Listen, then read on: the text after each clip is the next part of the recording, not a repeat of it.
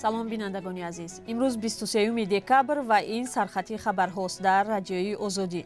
Президенти Тоҷикистон эълон кард ки соли оянда маош боло бурда мешавад ва аз суръати интернет нигаронӣ кард. Владимир Путин гуфт ба музокирот бо Киев мухолиф нест. Амрико ба ин бовар надорад. Барои Абу Довуд ҷавони тоҷики таблиғгари Доиш ҳукми абад хостанд ва ду ҷавонро барои нашри аксҳои духтарон дар шабакаҳои иҷтимоӣ боздошт кардаанд. Тафсилоти ин ва хабарҳои дигар дар идомаи барнома.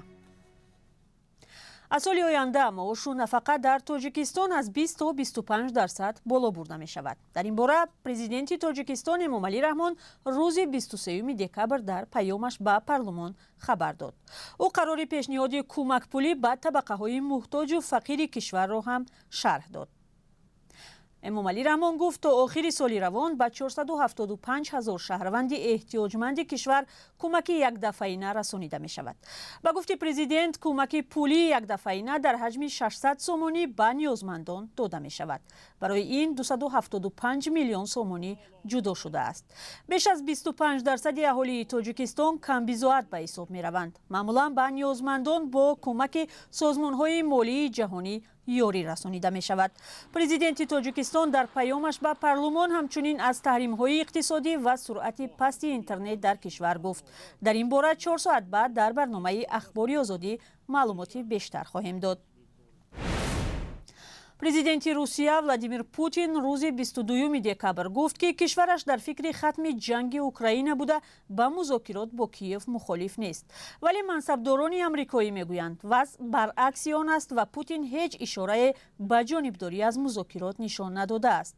Як рӯз пас аз сафари президенти Украина Владимир Зеленский ба Вашингтон, Путин дар мулоқоташ бо хабарнигорон дар шаҳри Москав иброз дошт ки тарафдори хатми бо суръати ҷанг аст.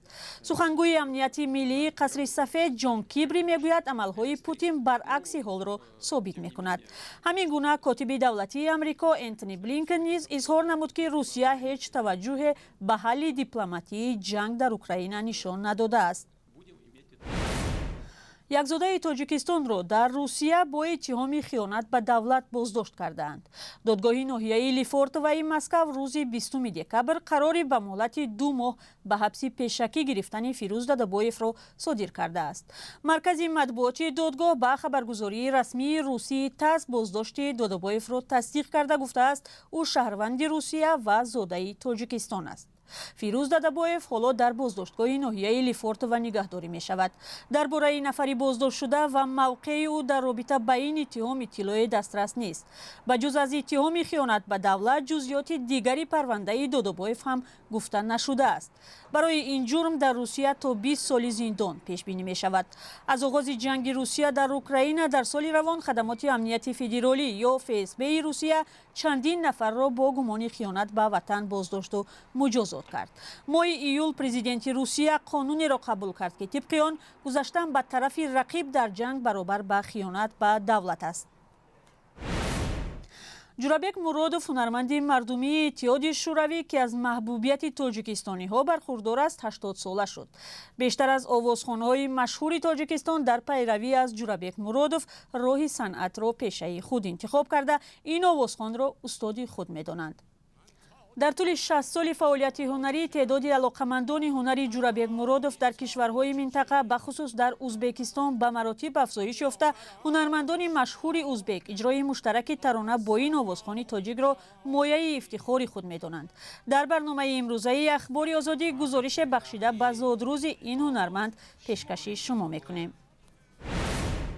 намояндаи додситонии Кул аз додгоҳ хостааст Парвиз Саидраҳмонов мубаллиғи Доиш ва машҳур бо лақаби Абу Довудро ба ҳукми абад маҳкум кунад.